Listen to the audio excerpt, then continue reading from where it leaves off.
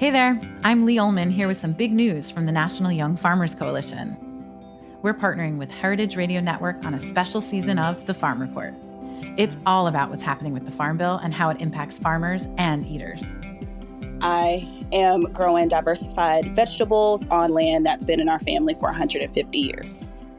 And so with the pandemic, gentrification, property values going up, we had to sell the land and we lost it.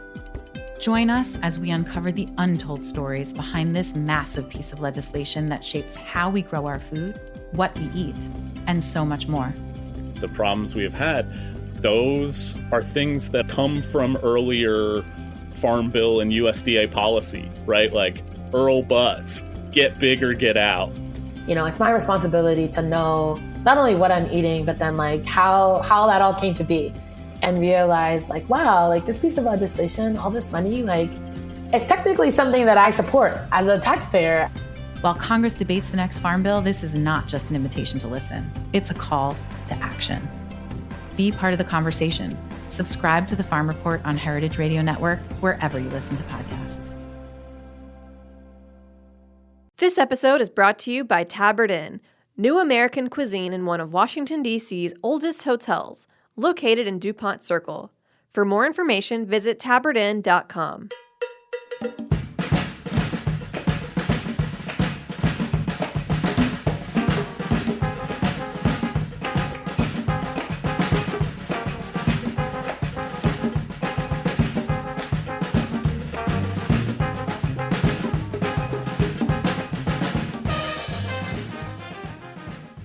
Well, hello. Welcome to All in the Industry on Heritage Radio Network. I'm your host, Sherry Bayer, and it is Wednesday, July 22nd, 2020. This is the 258th episode of this series, which is dedicated to behind-the-scenes talent in the hospitality industry. Today, my guest is a chef and restaurateur who's rowing a few boats at once, and I will introduce her fully in a moment. First, as I do in every show, I will start out with my PR tip, and then later we will have my speed round game, industry news discussion, solo dining experience, and the final question. As the founder of Bayer Public Relations, I'm going to tip the show off with my PR tip of the week. So today's tip is to be an activist. Yes, fight for what you believe, for your truth, and for the changes you want to see in the world. We all can and should speak up and advocate for causes that resonate with us, and use our platforms to bring awareness and attention for what we feel is right. We can be advocates for change and strive to implement new policies and laws for the better good. So let's remember to use our voices to help make a difference and get active. That's my tip today. Now, I'm very thrilled to be joined today by Camilla Marcus. She is the chef and founder of West-bourne, the popular all-day zero-waste restaurant in Soho, Manhattan that operates with a unique, fully integrated, philanthropic business model. Camilla is a co-founder of Relief Opportunities for All Restaurants, otherwise known as ROAR, an organization working to enact a sustainable future for the restaurant industry in New York. She is also a founding member of the Independent Restaurant Coalition, formerly the Director of Business Development for Union Square Hospitality Group. Camilla has worked in real estate investing, and she trained in both business and law at the Wharton School and NYU, and earned a culinary degree from the International Culinary Center. And without further ado, welcome to the show. Hi, Camilla. Hi, thanks so much for joining me. I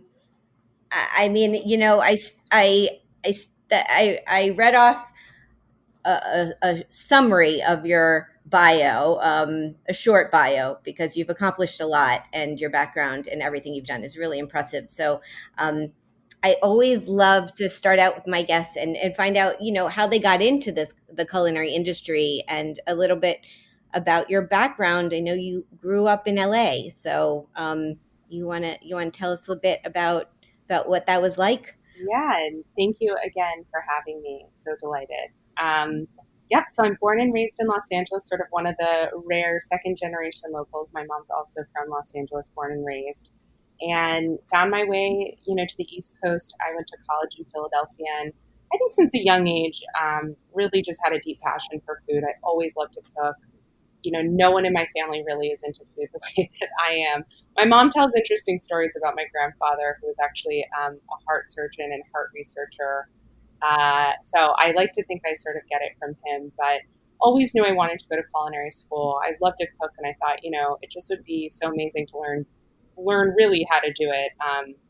And really fell in love with restaurants again from a very young age, and sort of found my people there. So culinary school was really the first step, and it just felt so fulfilling. I loved the intensity. I love, it's such an intense operating business and so complicated and intellectually stimulating, but also obviously so creative and artistic. And I love design and taking care of others and sort of putting this whole wild puzzle together to create special experiences for others. I loved in culinary school. I mean, we had people from 25 different countries, all different ages, and it just felt like this really beautiful melting pot. And every day you're really learning something new and having to stretch and challenge yourself. And, I think that sense of sort of adventure every day was something that really fit. So I sort of navigated the industry from there. I worked at an internship the same time as culinary school at Del Anima, which is no longer open, but was a very special place, my first restaurant home with Joe Campanale and August Cardona. And really, again, that sort of sparked that, I wasn't sure exactly where I would go in the industry and what part of it I would be. I really had such a deep interest in all of it. But I knew it would be the industry I'd want to be in long term, and just kind of had to navigate through it. Yeah, I don't know if you know this about me, but I lived in Chicago before New York, and I went to a small cooking school called the Cooking Academy of Chicago, and I loved the hands-on experience. And I thought at the time I wanted to be a chef. I wasn't exactly sure, where I was going to end up, but I love that I obviously now got into restaurant PR and doing other things. But I love that I had that experience, and there was something about it that was so special when you're describing it that I totally get. So what then, and Del Anima, I was such a fan of that restaurant as well. What led you then to Union Square Hospitality Group? So I ended up graduating from culinary school and going to NYU to get a JD MBA. It's somewhat parallel to what's happening right now. I mean, after that year was when the last financial crisis hit, and it was impossible to get a job. Most of my friends were out of work, and we were pretty fresh out of college with no experience, so not exactly easy to get employment. So I thought, to some extent, hiding out in graduate school while things sort of sorted. And during that time, worked with Tom Colicchio on developing River Park, which is on the east side in New York, and then ended up moving back to Los Angeles, where I was from, for a short period after grad school to work for a real estate private equity fund that actually had quite an extensive retail, food and beverage, and hotel portfolio. So I ended up managing most of their investments and acquisitions in that space, obviously given sort of my brief operating background. And then ended up coming back to New York to be head of business development for Danny Meyer and Union Square Hospitality Group. At a really pivotal time. I mean, they had an entirely new C-suite of executives. Shake Shack was in the process of going public, and they had 5 chef transitions, 5 openings. I mean, it was really a transformative year. It was their 30th anniversary, so a real transformative, pivotal year in the company's history. Learned a ton, and then left shortly thereafter to start my own company. And I think each experience was vastly different and helped me really learn full scope about the industry from so many different angles. I always say pretty much the only job I've never had in the restaurant business is a server. I'm very clumsy. I have done catering back in the day, and my boss at that time can tell you I am great with people. I am horrible at carrying multiple things at once. So I think, for me, I really believe in the virtue of a generalist. I believe so much in education, training, and development when it comes to our industry. I think so many people have interest in so many different parts of the industry. And, I think the future will be much more cross training, much more fluidity, and sort of less hierarchy. And, I think I sort of crafted my career, I don't think intentionally, but looking back, sort of to get as broad of a base of experience as I could. Yeah, absolutely. So when did you first think, or when did West-bourne, the idea of it, the concept, like when did you first start working on that? And because I have a feeling it was something that you were um, thinking about for a while before maybe you officially launched it, and because you have such a unique um, not just menu and style, but like your whole philosophy, everything you're doing is unique to it and amazing. uh, so when was West-bourne born? So, yeah, I mean, the idea really started, I think the kernel of the idea started when I was working with Danny in the company. Just seeing sort of the dynamics of, frankly, society and my generation change. Philanthropy is seen so differently. It's not saving up until the end of life to, potentially put your name on a building or these sort of big acts of kindness. I think my generation really wants to live our values every single day. And we believe in, compound impact, I like to say, sort of like compound interest in investing.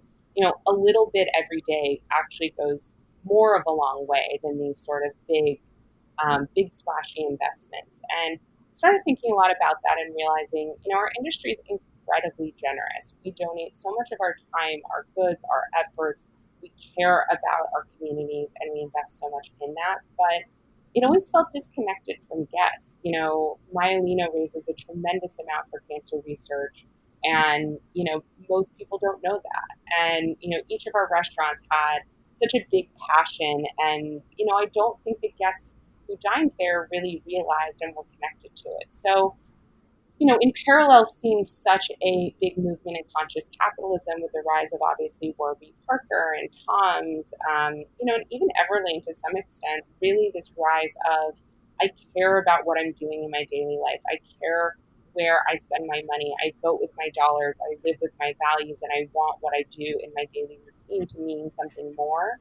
And really realizing that no one in hospitality really put that stake in the ground. There wasn't a mission-driven hospitality company out there. And so the more I started to think about it, I had a close relationship with Robinhood through, we used to do, and the company still, Union Square Events, the catering arm of the company, still does the annual event. And I had worked it a couple times because I was just fascinated with the ability to serve 4,000 people at once. So I thought, I've got to learn, put me to work. And I really got to know the Robinhood organization out of that. And really the first, right when I left USHG, I met with Robinhood first. And I said, I have this kind of crazy idea. What if a portion of every single purchase, a glass of wine, a party, a catering event, a bag of Chex Mix, coffee, my lunch, my dinner, what if a portion of that every single time to be an all-day place where someone's going hopefully multiple times a week and it's really integrated in their lives? What if that contributed back to a neighborhood program that then fed back into our business? So I really sort of pitched it to them thinking they would laugh me out of the room. I mean, they're a massive organization. They are, such a high impact, high performing, incredible organization. And honestly, I thought I'd be laughed out of the room. And every single one of them, you could see light bulbs go off and they said, you're right. Think about how much people spend time and effort and energy in and around restaurants, right? You eat mostly 3 meals a day, and it's the thing you think about most and probably spend most of your income on. And what if a small portion of that could do good in our neighborhood and take care of our neighbors? So 1% of every purchase at West-bourne goes through the Robinhood Foundation to a local organization called The Door. And we invest in hospitality retraining for youth in the neighborhood, and then we hire from that program. And so, again, that idea was really, a lot of these conscious capitalist brands that are tremendous, most give money abroad. And I felt very strongly that, anyone who lives in New York and frankly, any neighborhood across the country, we all have help that's desperately needed in our own backyards. And so it was also critically important that it was locally integrated and, with our neighbors. Yeah, it's really wonderful that you set that up. And having been to West-bourne a few times, I mean, it's such a welcoming, beautiful space. And I guess we should talk a little bit about the food and the menu and what you do for people who don't know. I believe you've said in the past that it's accidentally vegetarian as part of your description, but it's the food is, I find it to be, it's delicious, but I also feel really good eating it. Like it's healthy. It's like there's a wellness component. At least that's what my experience has been. Yeah, so it's always our goal to be the first zero waste restaurant in Manhattan, which, the irony being we received our certification, I think the week of the shutdown, very bittersweet. But our food philosophy really stemmed from that. Again, if the goal is to eat and drink well, but do even better, then obviously our food philosophy has to go along with that. So we always said accidentally vegetarian and decidedly wholesome because the goal is not to be preachy, but all whole ingredients, well sourced, creativity and innovative on the culinary side, but also thinking about our carbon footprint and how we eat obviously contributes to global warming and the environment that we're going to pass down to the next generation. So our goal is really just to be a place where we love to hang.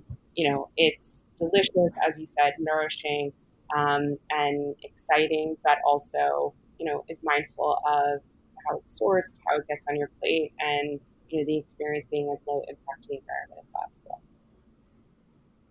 Yeah, I miss your food.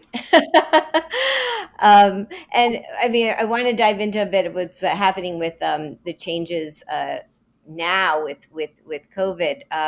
But before that, you also have been working with to change childcare in the hospitality industry. Do you want to talk a bit about that?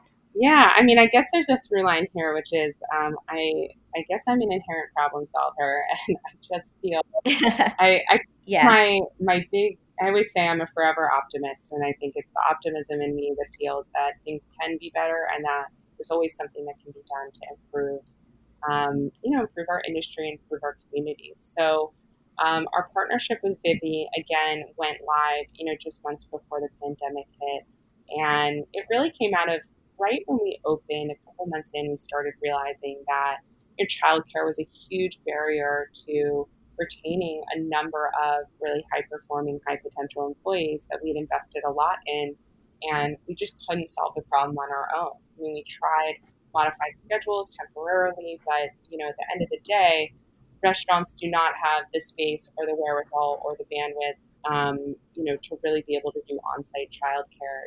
Running our four walls is hard enough as it is, as we're seeing, particularly now. And childcare obviously is a highly regulated industry, as it should be. So, we started doing a lot of deep research on what's possible with, thinking of, so interesting because healthcare and career development has been a big focus of the last 10 years as far as, workplace, wellness and security and how you take care of your teams. And yet I feel that childcare really hasn't been at the forefront when really it's the gating issue, right? If you can't get to work, you can't keep your job, and therefore all of the other perks or benefits, frankly, are irrelevant.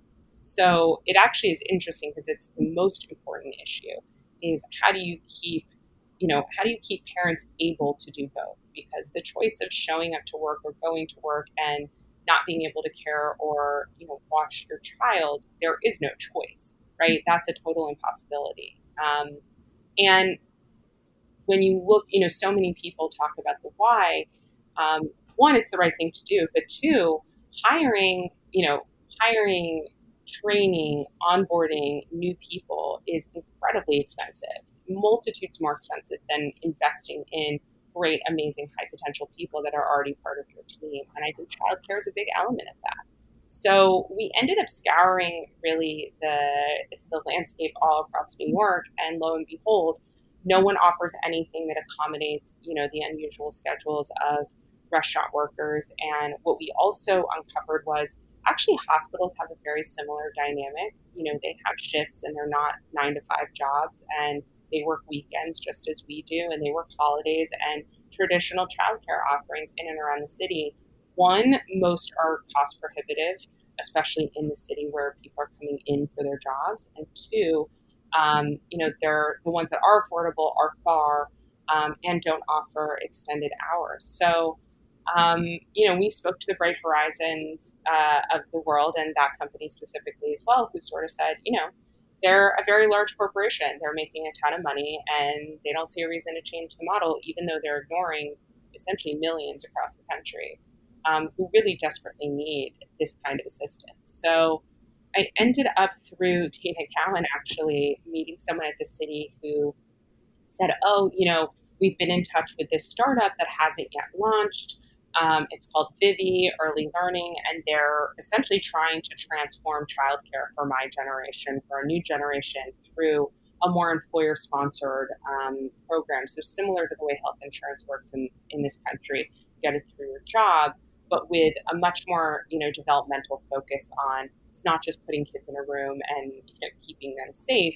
It's also about nurturing them and helping them grow and being sort of active learning focused. So I ended up meeting with him, and lo and behold, I found out in the meeting his business partner is a friend of mine from college, Ben Newton. And Ben has dedicated his career to childhood development and worked for Teach for America. And we just both kind of laughed, like, what kismet and serendipity to have found each other sort of in this way.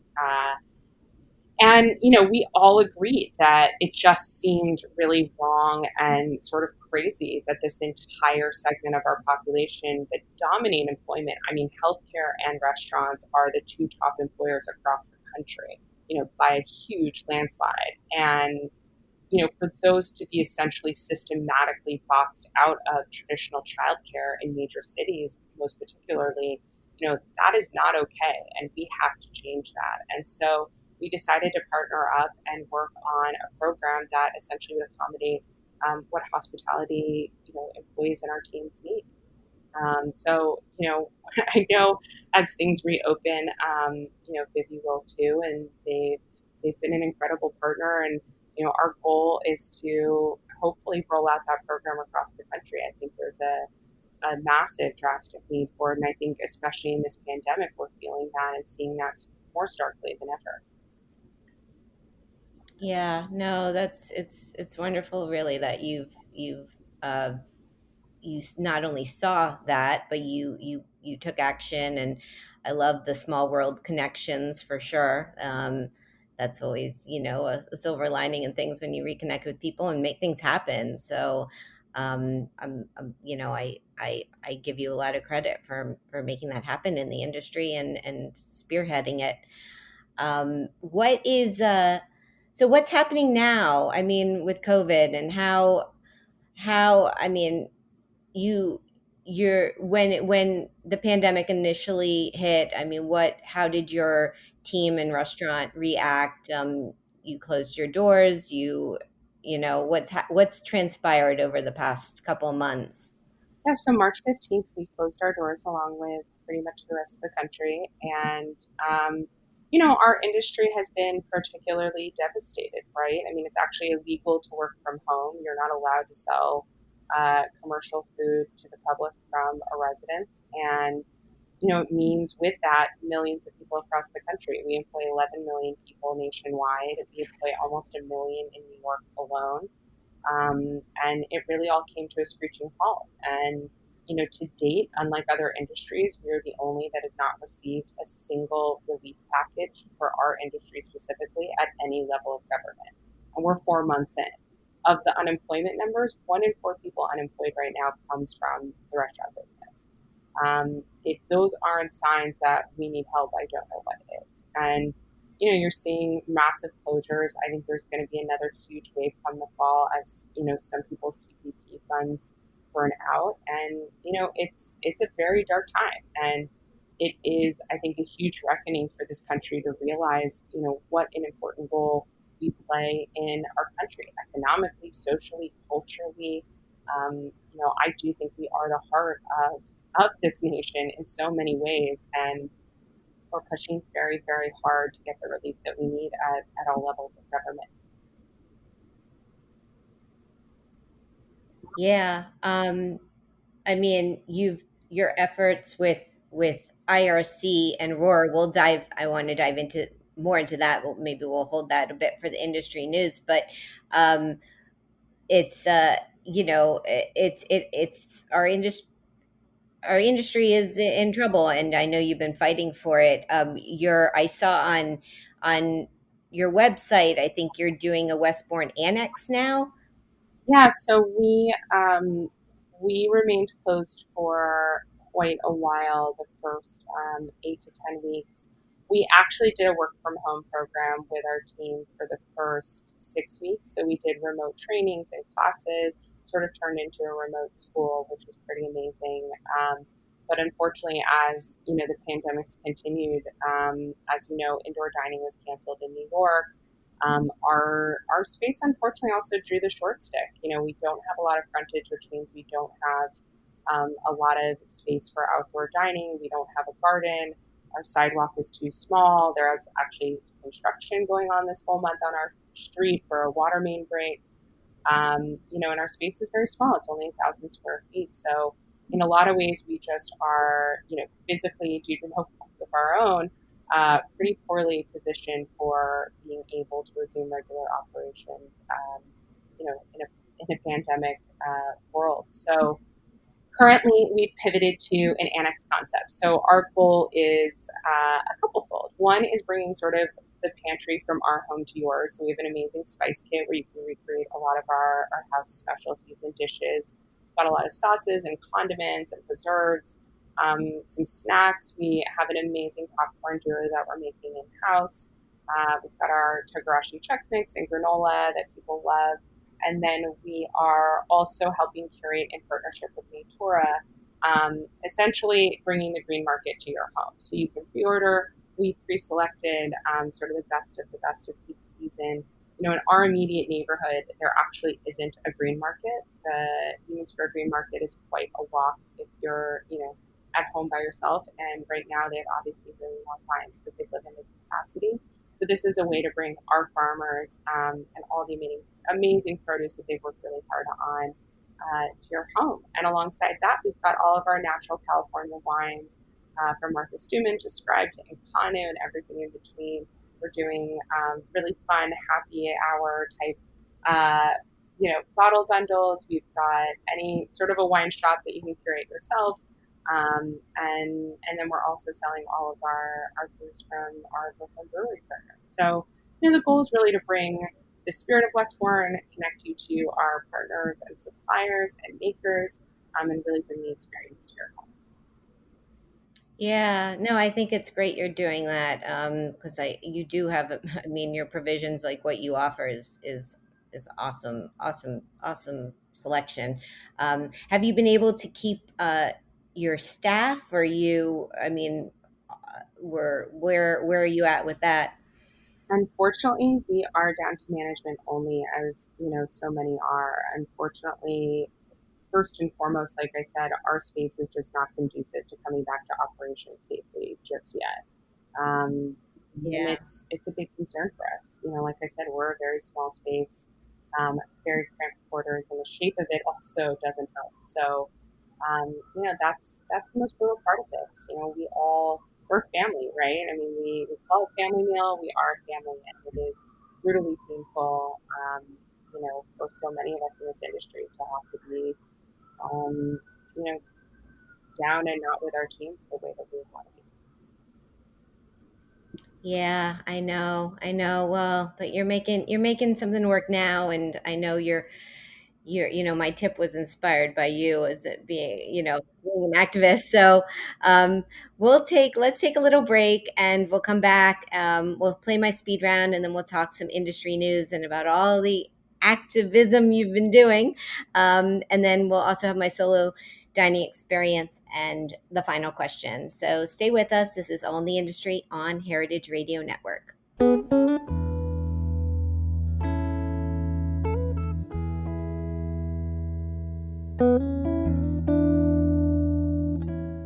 This episode is brought to you by Tabard Inn. Tabard Inn, Washington, D.C.'s quintessential hotel, is located on a quiet, tree-lined street just 5 blocks from the White House. Vibrant yet unassuming, the Tabard is comprised of 40 sleeping rooms, each unique in character and design. Feast on an eclectic American cuisine in their acclaimed restaurant, or enjoy a cocktail and listen to live jazz in one of their cozy Victorian seating areas. Mingle with travelers from around the world who find the Tabard the only place to stay when taking their travels to Washington. For more information, visit tabardinn.com.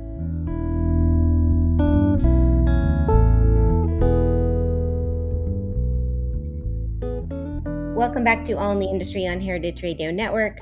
I'm your host, Sherry Bayer. My guest today is Camilla Marcus. She's the founder of West-bourne. She's also a founding member of the Independent Restaurant Coalition and a co-founder of ROAR, a coalition of New York City-based restaurateurs.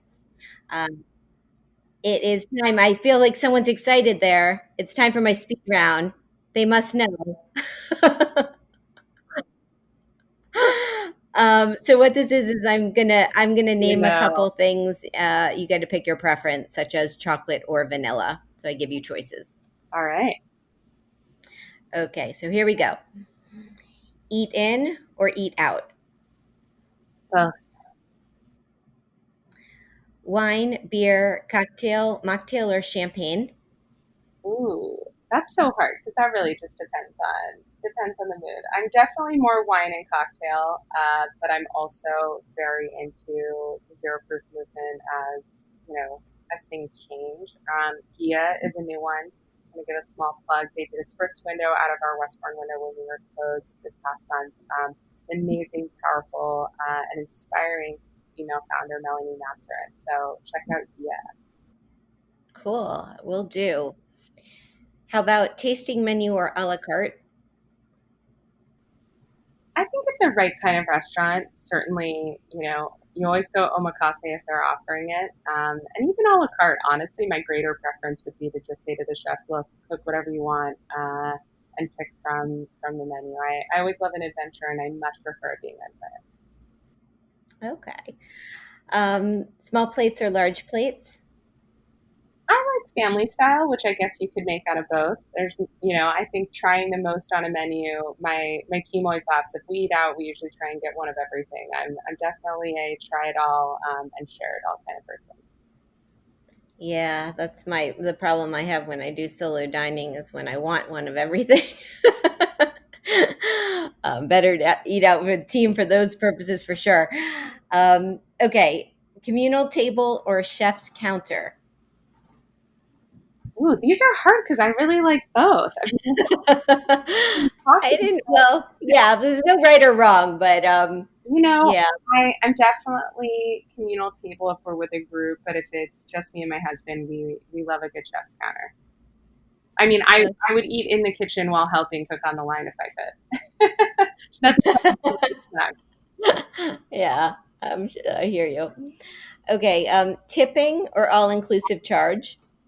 Ooh, that's a very loaded one. I'm going to say it's not that simple. Fair. Okay, I have a few more.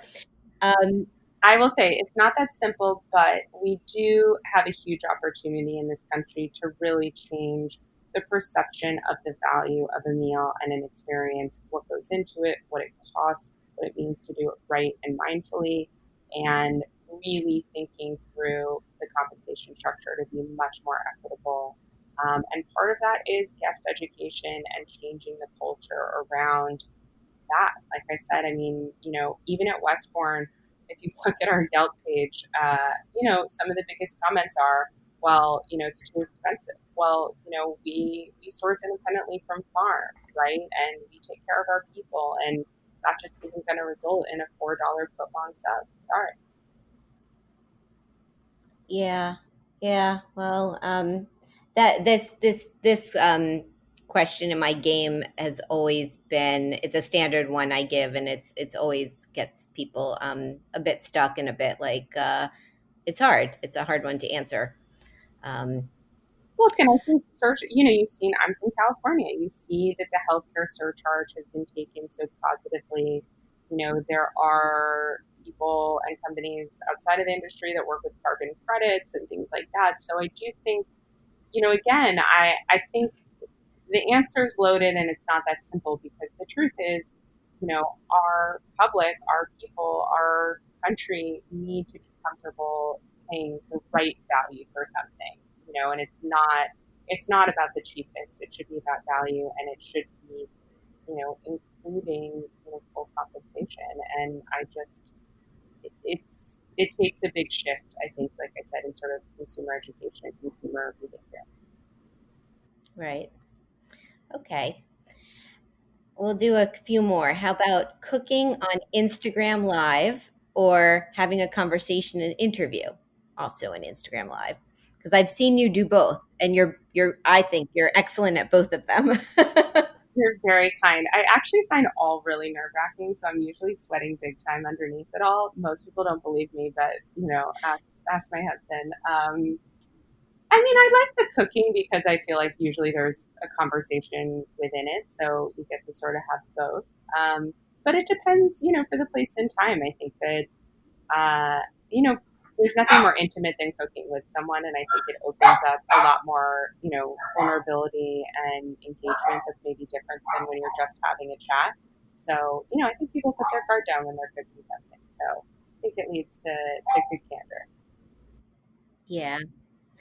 I've done some Instagram Live interviews too, and I know it's a challenging platform for sure. So just with the quirkiness of it, but I haven't cooked on camera. I think I give you a lot of credit for doing that. I think it's hard to multitask in that way. Um, okay, how about hosting conferences on tech or hosting dinners and catered events? Oh gosh, well that's loaded because obviously I love Tech Table. It's different because Tech Table is once a year, so probably the latter, hosting events more because they're more frequent, not because they're any less fun. I just, if I could have a dinner party or a gathering or a conference every day, I definitely would. I am a total extrovert, and I love the magic of randomness that those gatherings bring. Yeah. Are you guys thinking about Tech Table for this year? Or do you have a plan for it or an We are. online? We are. Okay, We are cooking something up. cool. Well, I look forward to hearing about it, and I had a feeling that may be the answer. Been an amazing supporter from day one. We are, trust me, so grateful. I remember the first one, and I remember you there. Oh, thanks. Well, it's a wonderful conference that you put together. So I look forward to seeing how you pivot with it now.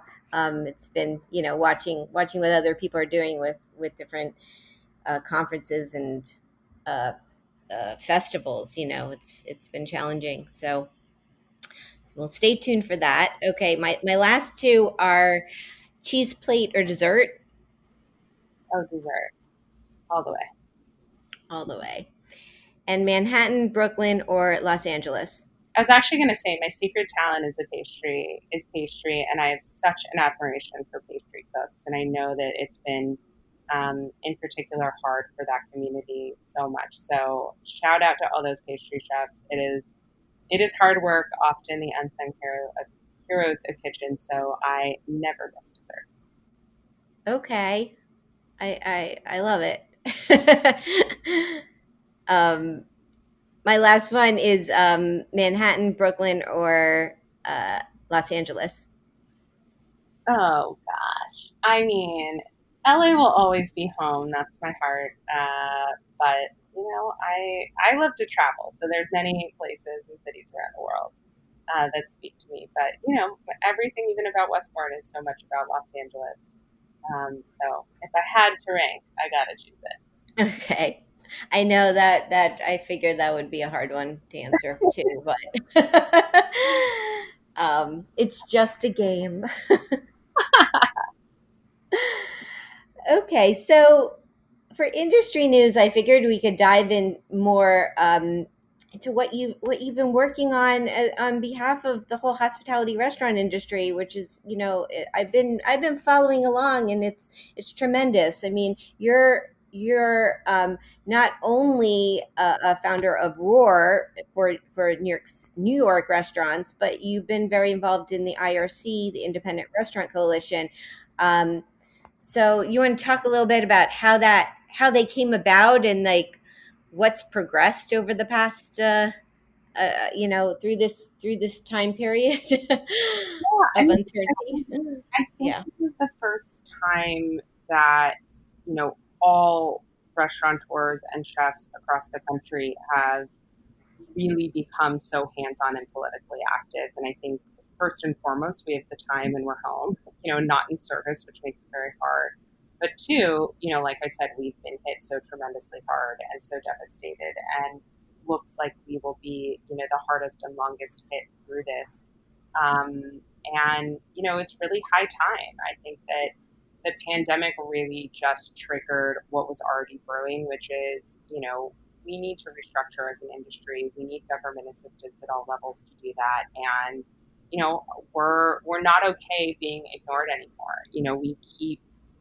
I think now what has changed is we're here to stay. And I think that now Washington and state and city governments see us for what we are, which is the largest employer across the country. And, having such a massive supply chain on top of that, and businesses that reinvest, over 90% of profits and sales go back into our communities, into other businesses, and into our teams. And we've never really been, considered as such, unfortunately. And I think what we're seeing over these last 3 months of us being pretty much ignored while we're being so heavily devastated, just has got to stop. And, hopefully we'll change that tide and that relationship going forward in a big structural way. So, I encourage everyone to go to www.saferestaurants.com. We have the Restaurants Act. I know it seems frustrating when people say call and email your representatives, but it really is that simple, and it is really that critical. The 11 million people in our industry depend on that. So we have an automated emailer. It literally takes 2 seconds. If you and 10 friends, and they got 10 friends, and you committed to doing it every single day for the next few weeks, you would see a change. It is high time that we received, like I said, industry-specific aid, given just how disproportionately we've been affected by this. Yeah, well, you sort of answered the question I have for my last guest, which I have for you. On episode 257, I had on Digby Stritter on. He is the chef at Brada, Ama, and Breaker's Roar in St. Croix, U.S. Virgin Islands. And he wanted to know, in respect to everything that's going on right now, what is the best way for me to go to my congressman or woman and ask for change? What is the best route? Is it sending a letter or making a call and following up? And he said he'd greatly appreciate any advice. If you go to the IRC website, again, www.saferestaurants.com, it's so simple. We've made it an automated email. You literally just put your name and your zip code in. It takes 2 seconds. Like I said, if every person did that across the country for just the next couple weeks, every single day, for 2 minutes of your day, you would see a change. We're asking for $120 billion for our industry. We are.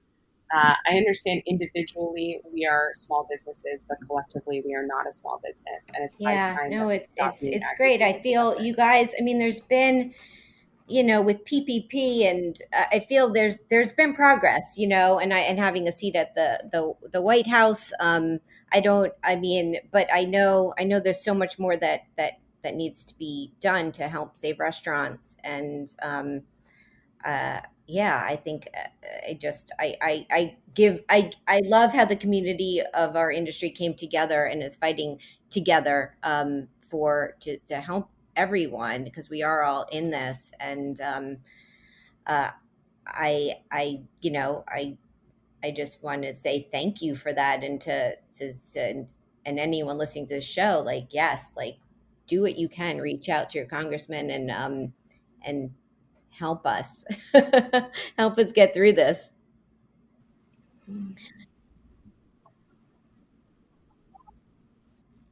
If ever, you know, I keep reminding people that, it's hard. We're used to performing. We're used to making you forget your problems. We're used to taking care of you and making you feel that the world is all right.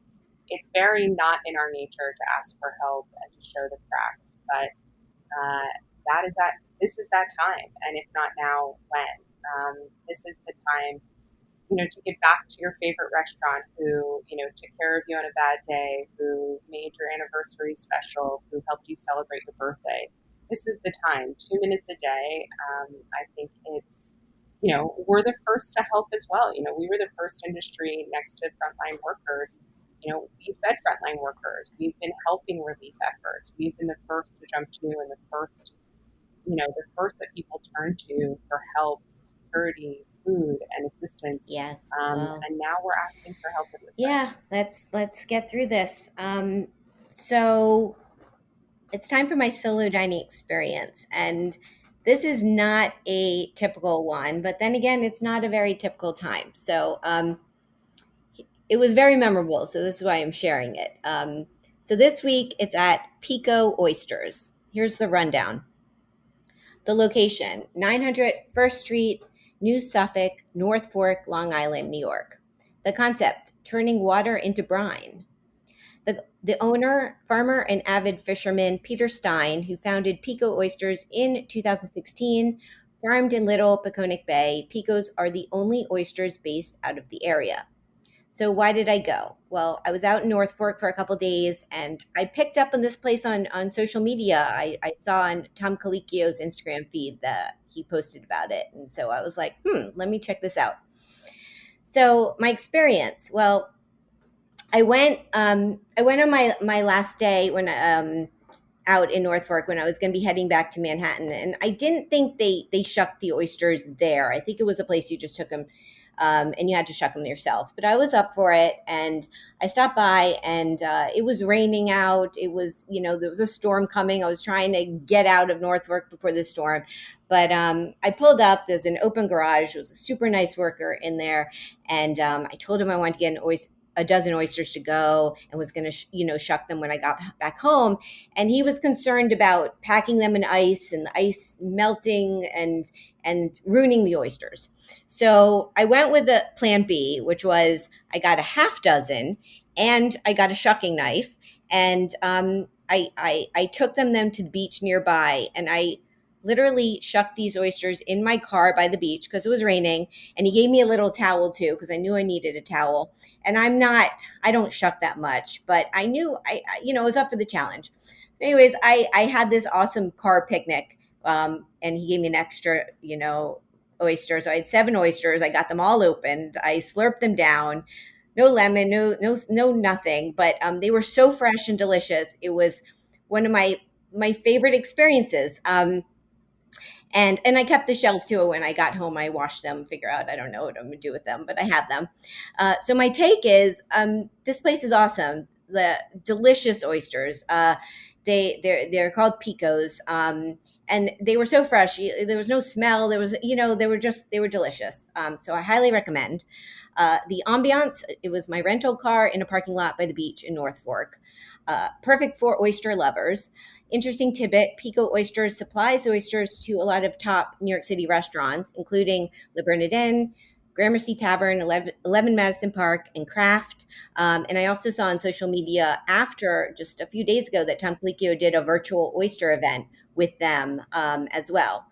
So personal fun fact, actually, the last time I shucked oysters was on Fire Island a couple years ago when I was out there in a house share, and I had volunteered to do it. I was out there with my friend Marissa Lippert, who was on episode 256, and she was doing most of the cooking, and I was glad I could contribute to shucking oysters, even though I have to say I would not hire me to do this. I can get them open, but I wouldn't say it's that gracefully. The cost was $20. It was $5 for the oysters and $15 for the shucking knife. Really good deal on those oysters. And would I go back? Of course, their website is pecooysters.com. That's PEEKO oysters.com. So there you go, Camilla. Have you heard of this place? I have heard of it. I haven't been yet, and I did watch Tom's episode or event with them. It was amazing.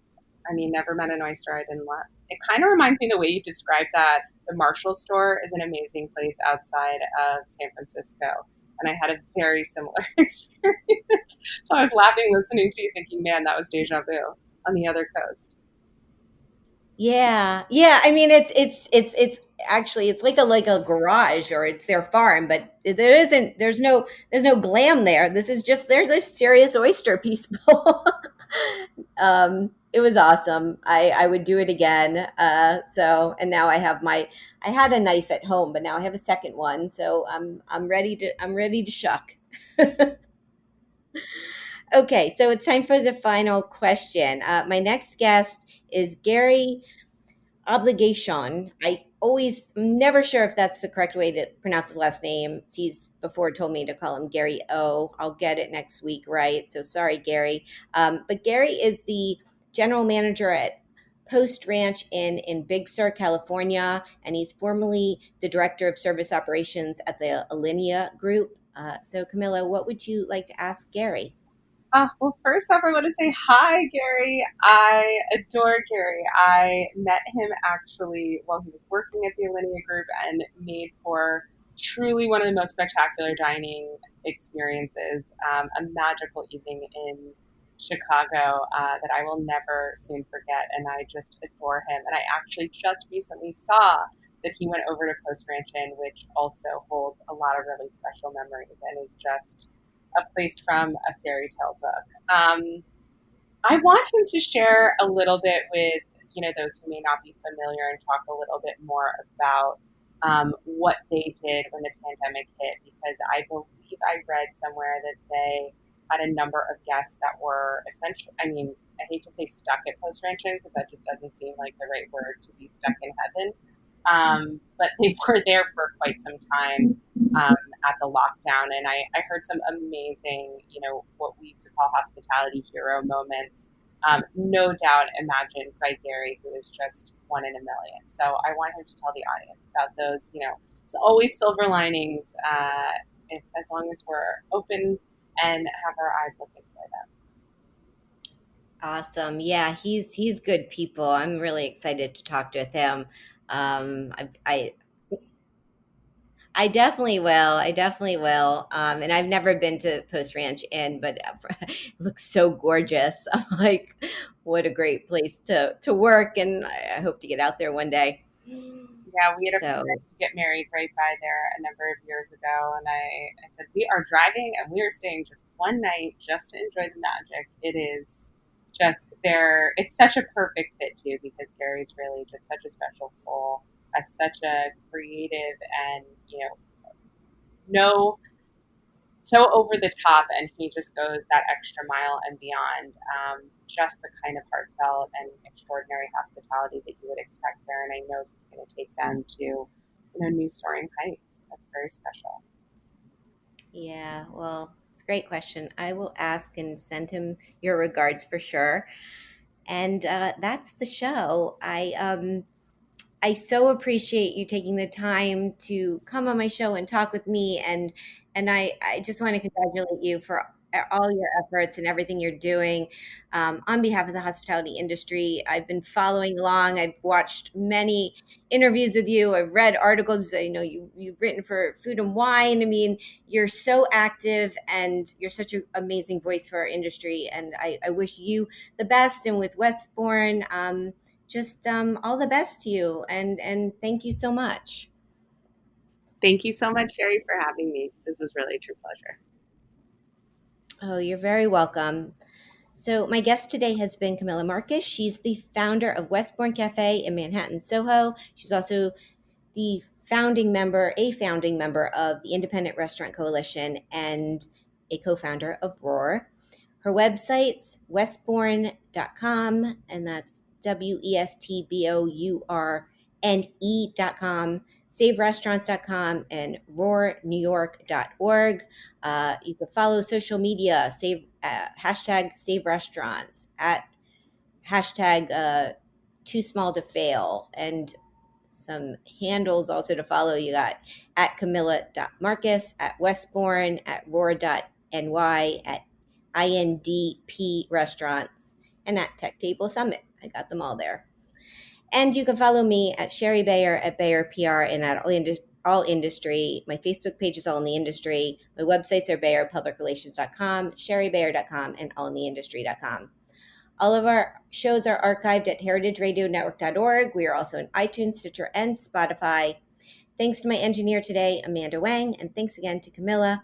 I'm Sherry Bayer. I'll be back next week with another show. I hope you'll tune in then. Be safe, be well, and thank you for being part of All in the Industry. Bye.